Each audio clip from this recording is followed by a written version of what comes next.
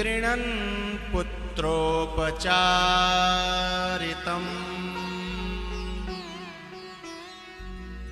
मरते समय भले ही मैंने भगवान का नाम पुत्र के बहाने से, पुत्रोपचारितम, बच्चे के बहाने से मेरे मुंह से निकल गया,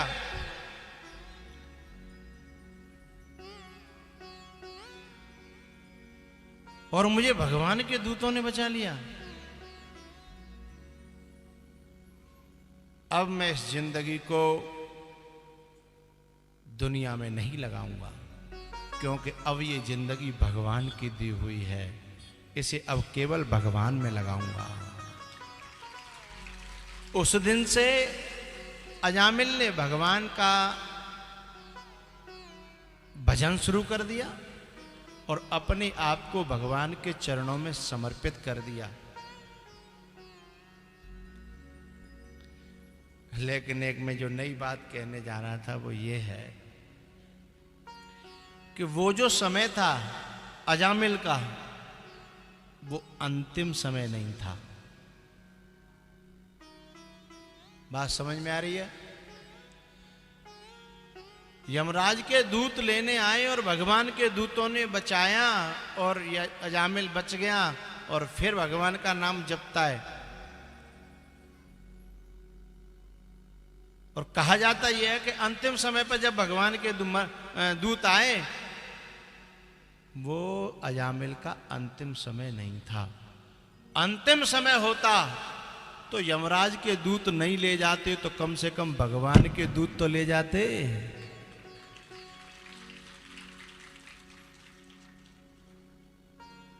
चलो कोई बात नहीं, यमराज के दूतों से बचा लिया। अब धरती का समय तो पूरा हो गया, अंतिम समय हो गया था, तो फिर भगवान के दूतों को ले जाना चाहिए। जैसे गोकर्ण जी महाराज ने कथा सुनाई, तो भगवान के दूत धुंधकारी को ले गए, तो भगवान के दूतों ने केवल बचाया ही, ले क्यों नहीं गए? प्रश्न खड़ा कर रहा हूं मैं आपके सामने।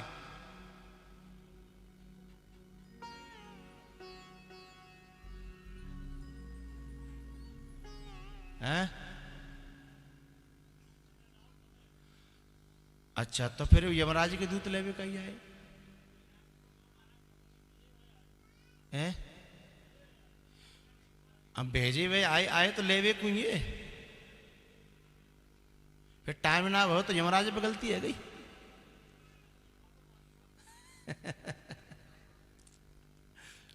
हमारे संत बहुत अच्छी बात कह रहे हैं, अपनी अपनी जगह से, अपनी तरीके से। यमराज पे गलती नहीं हो सकती।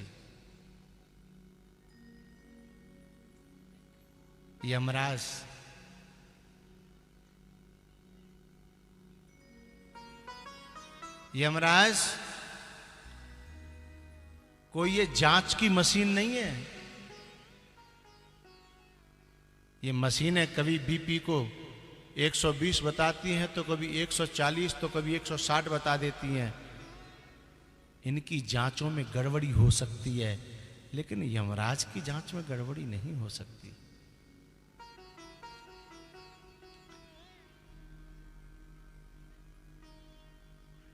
यमराज के दूत यदि आए और समय पूरा हो गया था, तो चलो भगवान के दूतों ने बचा लिया, तो भगवान के दूत ही ले जाते। लेकिन ऐसा भी नहीं हुआ। तो जब उसका जीवन खत्म हो गया था, तो सांसें कहां से आ गई, आगे जीवन कैसे चला? वो बाद में फिर उसने भजन किया और अजामिल ने अपना कल्याण किया है भगवान के नाम के सहारे। इसमें मैं आपसे जो कहना चाहता हूं, अब समझिए। एक बार महाभारत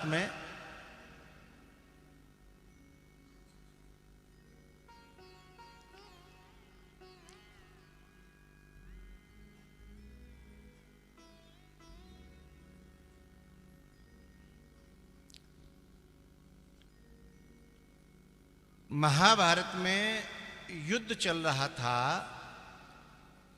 तो अर्जुन ने अपने एक दुश्मन को मारने की सौगंध खा ली।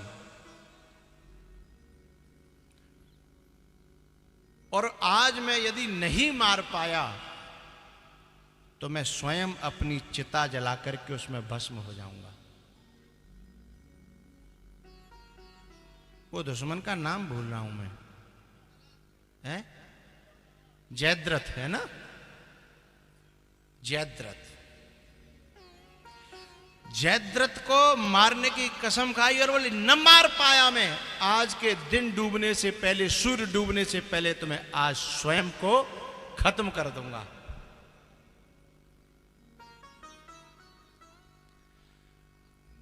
अब भगवान जयद्रथ की तरफ ले जाएं रथ को और अर्जुन मारने की कोशिश करे, लेकिन बीच में और घुसा में, कभी पिता में बीच में, कभी कर्ण, कभी कोई, लेकिन जयद्रथ तक पहुंचने न दे अर्जुन को।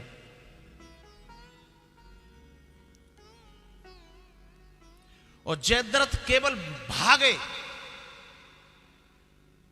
और दुर्योधन ने एक बात कह दी जयद्रथ के कान में कि तू आज लड़ाई फड़ाई के चक्कर मत परियो, तो पे जितना भाग्यो जाए बस भागना तू, क्योंकि आज यदि तू बच गया तो हम युद्ध जीत जाएंगे, तेरे बचने से नहीं तो अर्जुन के मर जाने से, क्योंकि उस प्रतिज्ञा के कारण वो मरेगा। हम युद्ध जीत जाएंगे, फिर कौन है। तो बोले केवल तेरे को आज एक ही काम करना है कि तू पे जितना भाग्यो जाए, जैसे युद्ध का शंख बजे बस तू भागना।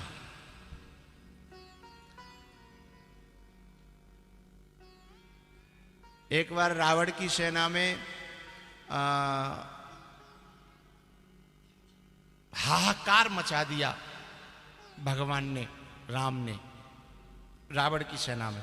तो रावण के जो योद्धा थे ना, वे लौट के भागने लगे प्राण बचा करके।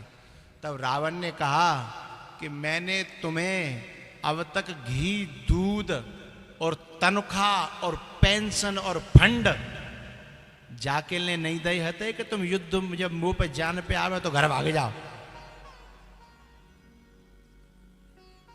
सुनो, या तो यहां मरो में संग, और नहीं मरे घर गए तो मैं मरवा दूंगा। अब दोनों जगह मरनो ही।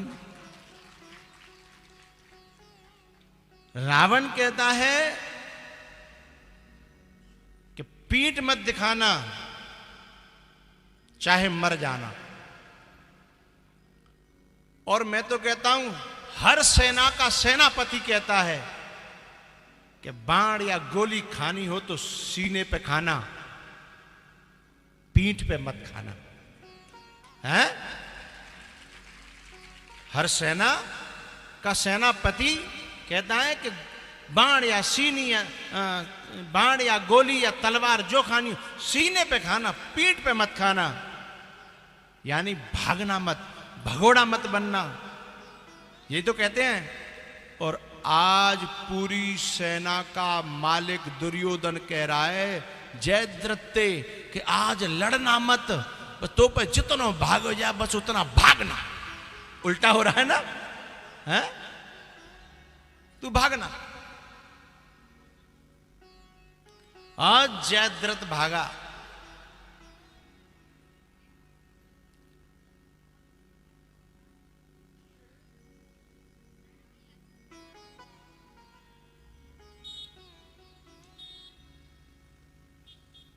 और वो भागने में सफल हो गया। भागने में सफल हो गया और सूर्य डूब गया। और एकदम कौरव दल में खुशी का माहौल हो गया कि अब अर्जुन मरेगा, अब अर्जुन मरेगा। सूर्य डूब गया। नियम थे, कायदा कानून थे युद्ध के कि सूर्य डूबते ही युद्ध बंद। एकदम चारों तरफ खुशी का माहौल और सब इकट्ठे हुआ है। जयद्रथ एकदम आ गया है और अर्जुन के सामने कहने लगा अब बता कौन मरेगा, तू मरेगा या मैं मरूंगा। तू मरेगा या मैं मरूंगा? अर्जुन की मुंडी नीचे थी। भगवान ने कहा, अर्जुन इससे कह दे कि तू मरेगा। अर्जुन ने भगवान की ओर देखा कि हम पे काहे कोई झूठ बुलवा रहे, अब कहां से मरेगा वो। और भगवान ने थोड़ा सा ऐसे इशारा किया सूर्य को, और सूर्य निकल आया।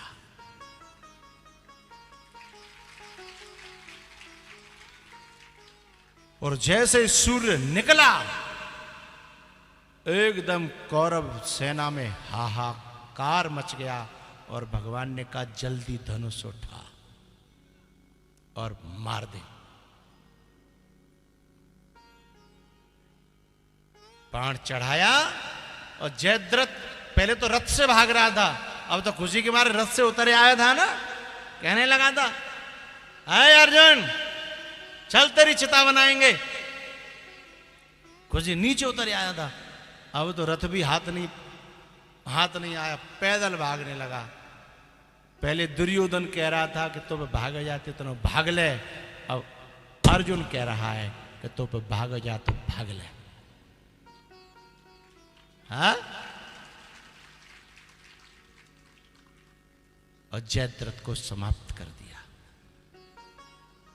मैं कहना क्या चाहता हूं कि पहले जो सूरज डूबा था, वो सूरज डूबा नहीं था, वो भगवान की लीला थी अपने भक्त को बचाने के लिए। ऐसे ही ये अजामिल के पास में जो भगवान के दूत आए थे और यमराज के दूत आए थे, या उसका अंतिम समय आया था, ये अंतिम समय नहीं आया था, ये भगवान का नाटक था अजामिल को अपनी तरफ बुलाने के लिए।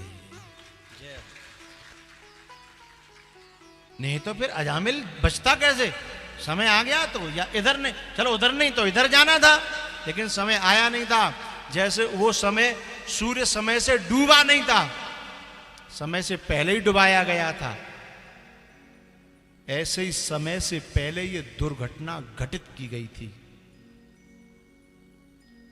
बात समझ में आ गई? दुर्घटना घटित की गई, घटना घटित की गई, और ये समझाने के लिए कि पागल तो संसार में अपने जीवन को बर्बाद मत कर, मेरा था, मेरा है, मेरा रहेगा नहीं, मेरा हो जा, मेरा हो जा। आजकल वो पंक्ति चल रही है ना, मैं किसी और का हूं फिलहाल, है? मैं किसी और का हूं फिलहाल। और वो क्या कहता है पता है, या कहती है या कहता है कि कुछ ऐसा कर कमाल,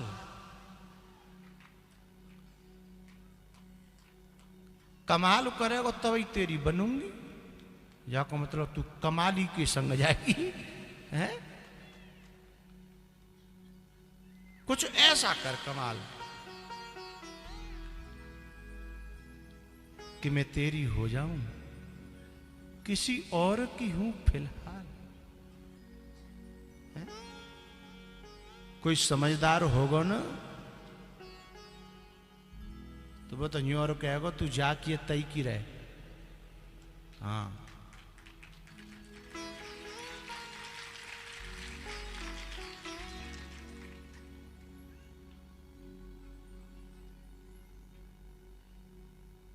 पर मैं एक बात बताऊं, बुरा मत मानना,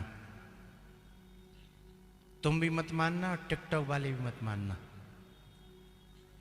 बुरा मत मानना। एक बात बताऊं, ये बात कोई भारत की सनातन संस्कृति की बच्ची नहीं कहेगी, शूर्पणखा कह सकती है। अपने मुंह से अपनी चरित्रहीनता को बखान कर रही है वो, कि मैं किसी और की हूं फिलहाल। जैसे शूर्पणखा राम के पास में गई, राम से बात न बनी तो बोली चलो लक्ष्मण से ही देख ले, और लक्ष्मण के पास दाल न गली तो उसने कहा चलो पहले वाले के पास में फिर से ट्राई करें। हाँ?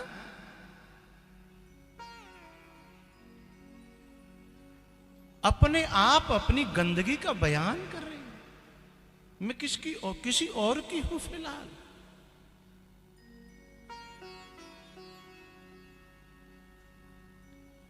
मेरे देश की बेटियां तो कहती हैं, चौपाई है बड़ी प्यारी। जिस समय पार्वती को ऋषि मुनि संत महात्मा ये बताने आए कि तू कहां ये नंगे उघाड़े भिखमंगे के लिए तू तपस्या कर रही है, अरे तेरी ऐसे जुगाड़ लगाए चल। शांताकारं भुजगशयनं पद्मनाभं सुरेशं विश्वाधारं गगनसदृशं मेघवर्णं शुभांगं। ए तेरा ऐसी जगह रिश्ता कराएं, कहां तू फंसी है। पार्वती यदि 21वीं सदी की होती तो कहती जरा उनसे कहो कुछ ऐसा कमाल करें, मैं अभी तो फिलहाल किसी और की हूं, वो कुछ कमाल करके दिखाएं तो उनकी हो जाऊंगी, और जो वो कुछ कमाल करके दिखाएंगे उनकी हो गई, और फिर बहुत बड़ो कमाल का और निकल तो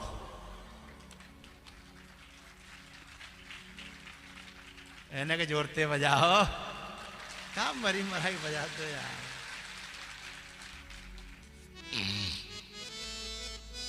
तो तू किसी की नहीं है। और ऐसी नारियां हमेशा युवानों को सावधान कर रहा हूं,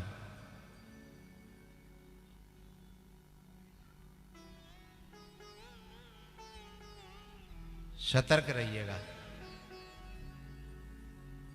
ऐसी नारियां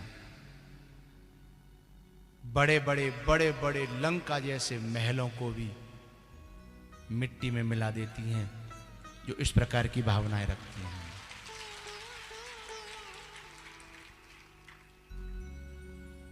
हैं? वो अपने भाई को भी खा जाती हैं, अपने पति को भी खा जाती हैं, अपने भतीजों को भी खा जाती हैं, अपने खानदान को खा जाती हैं। शूर्पणखा ने क्या किया? इसका पति था विद्युत जिह्वा, वह भी नहीं रहा। इसका भैया था रावण, वह भी किसने मरवाया? शूर्पणखा ने।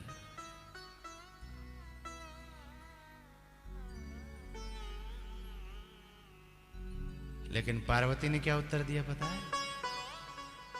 ऐ ऋषियों, ऐ मुनियों,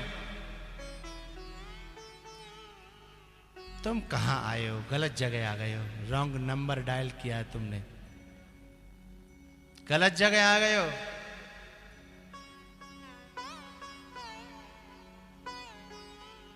मैं कुछ और हूं,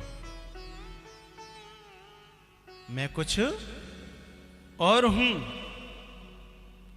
और मैं जिसकी हो गई हूं, अब मुझे पूरी धरती पलट नहीं सकती है। हो गई तो हो गई।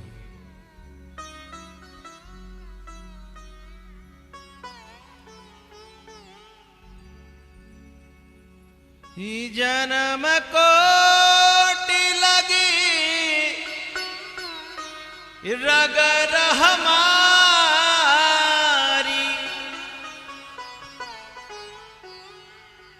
वरं संभुनत रहूं कुंवारी, वरं संभुनत रहूं कुंवारी। तजहु न नारद कर उपदेशु, तजहु न नारद, तजहु न नारद कर उपदेशु, आप कहीं सो वार महेशु। स्वयं आकर के उतर आए महादेव और वे कहें, लेकिन फिर भी मैं अपने गुरु के वचन को, अपने पूज्य के वचन को टालने वाली नहीं हूं। प्राण जाए परे वचन न जाए। हा?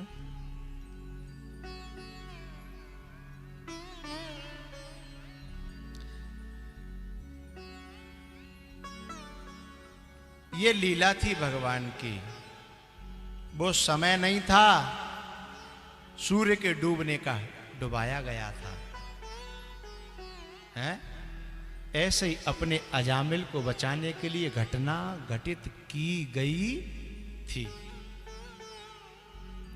अपने लाल को, अपने भक्त को, अपने शिष्य को बचाने के लिए परमात्मा और महात्मा कभी घटना भी करते हैं तो कभी दुर्घटना भी करते हैं।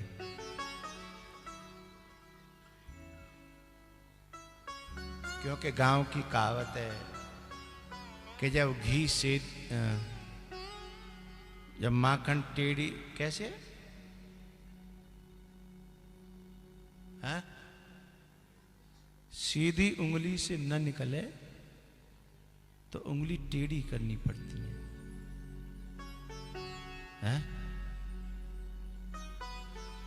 तो परमात्मा और महात्मा,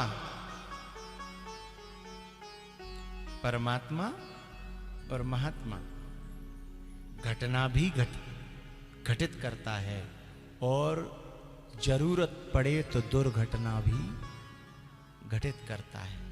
लेकिन अंतर इतना होता है, संसार के लोग जब दुर्घटना घटित करते हैं तो लोगों का अहित होता है, लेकिन परमात्मा या महात्मा कोई दुर्घटना घटित करता है तो उसके पीछे बहुतों का कल्याण छुपा होता है।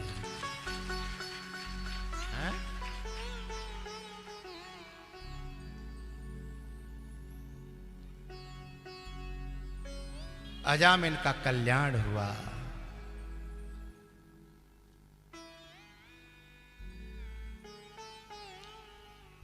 सातवें स्कंद में प्रहलाद जी की कथा है।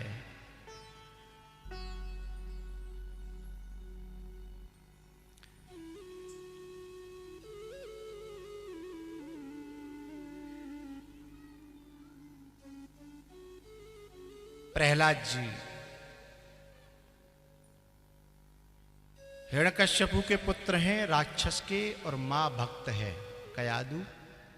और इनका जन्म नारद जी के आश्रम में हुआ। कुछ दिन वहां उनका प्रसाद पाने का सौभाग्य मिला। हिरण्यकश्यपु तपस्या करके लौटा तो नारद जी के आश्रम से लेकर के आया पत्नी और पुत्र को, और पुत्र को गुरुकुल में भर्ती किया। और गुरुकुल में भर्ती करके पता है गुरु पढ़ाते हैं कुछ और ये प्रहलाद जी पढ़ते हैं कुछ और।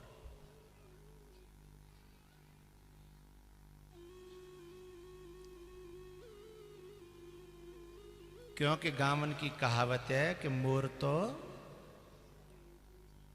चिते चिताए यावे। प्रहलाद जी तो पढ़े पढ़ाए आए।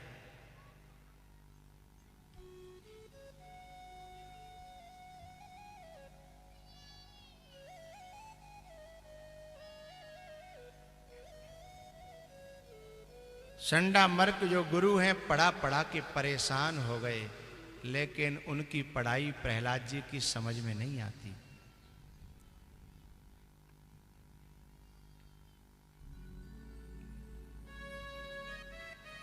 एक बात बताऊं, प्रहलाद जी ऐसे टीचर के पढ़ाए गए हैं कि जिसका पढ़ाया हुआ कभी जिंदगी में फेल हुआ ही नहीं।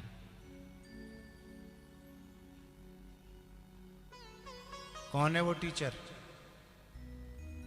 नारद जी। नारद जी ने जिसको पढ़ा दिया, चाहे वो पार्वती हो, चाहे वो ध्रुव हो, चाहे वो दक्ष के पुत्र हो, चाहे कोई और हो, जिसको पढ़ा दिया।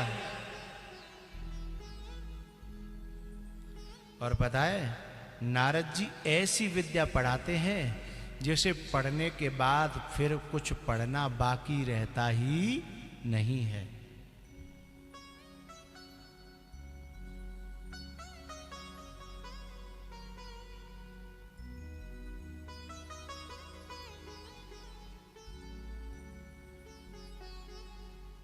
उपनिषद का एक सूत्र है, जिसको जानने के बाद सब कुछ का जाना हुआ हो जाता है, फिर कुछ जानना बाकी रहता ही नहीं है।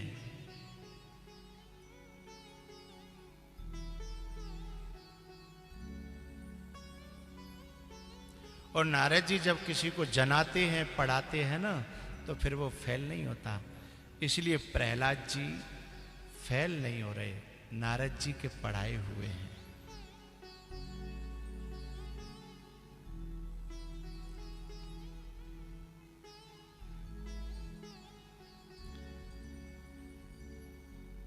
हिरण्यकश्यपु ने कोशिश की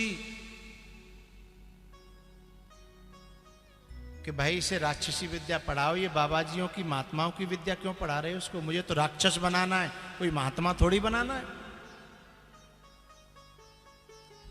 जैसे आजकल के माँ बाप कहते हैं ना कि हमको कोई बाबा थोड़ी बनाना है, हमको तो नौकर बनाना है। काय के लिए पढ़ रहे? नौकरी के लिए। तो नौकरी तो बनेंगे, नौकरी के लिए पढ़ रहे। वैसे नौकरी के लिए पढ़ते हैं तहु कहूं तक ठीक है, कछु तो नौकरी के लिए भी नहीं पढ़ते। बोले हैं?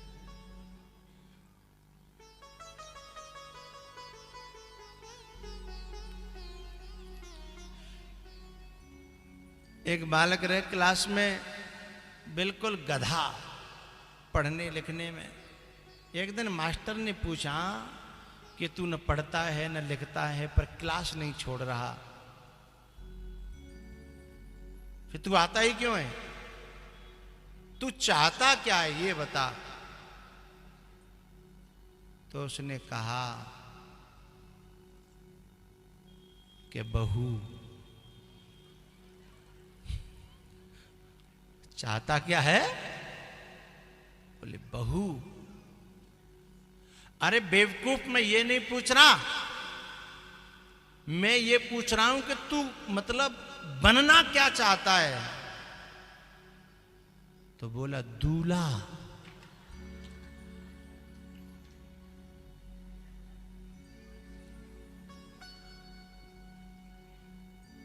अरे भाई,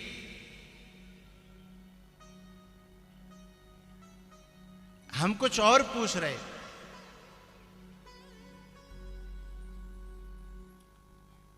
हम ये नहीं पूछ रहे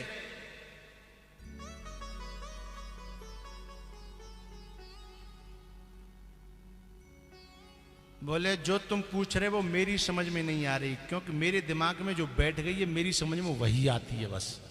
तुम चाहे कितनों पढ़ाओ, चाहे कितनों कछु कहो, और मैं तभी तक पढ़ रहा हूं जादना तक मैं ब्याह ना है रो। मतलब आते हैं तो कम से कम बाप ये कह देता है बच्चा अभी बोलो, हाँ बच्चा अभी पढ़ रहा नहीं है। कछु लोग कह रहे पढ़ रहा है। कौन बोला पढ़ रहा है?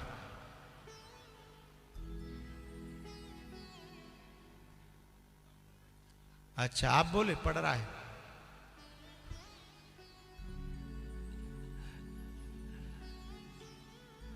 बोले जब तक शादी वाले नहीं आ रहे बस तभी तक मैं इस स्कूल का मुंह देख रहा हूं, नहीं इसका तो मैं कभी मुंह भी नहीं देखूंगा।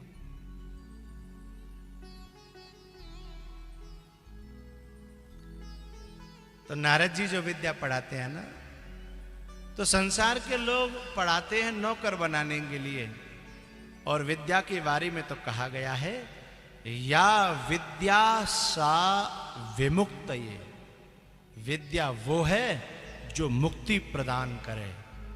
विद्या वो नहीं है जो नौकर बनाए, विद्या वो नहीं है जो ब्याह कराए, विद्या वो है जो राजा नहीं महाराज बना दे। आत्मा रामो आत्मा रामश्च मुनयो हैं निर्ग्रंथा। या विद्या सा विमुक्त, विद्या वो है जो मुक्ति प्रदान करे, मुक्ति तक पहुंचाए। हाँ? और हम लोग तो माता पिता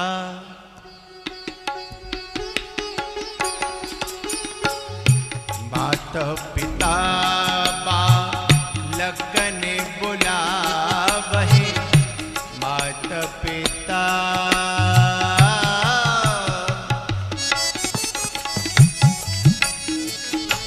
माता पिता बालकन बुलावहि, उदरु भरे सोई धर्म सिखावहे।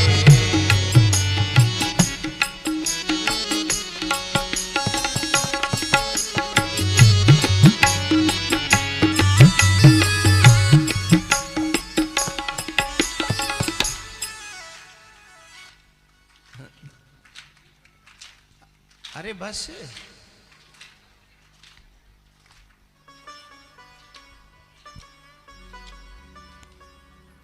ऐसे लगते तुम सब लोग आगरा से आए हो।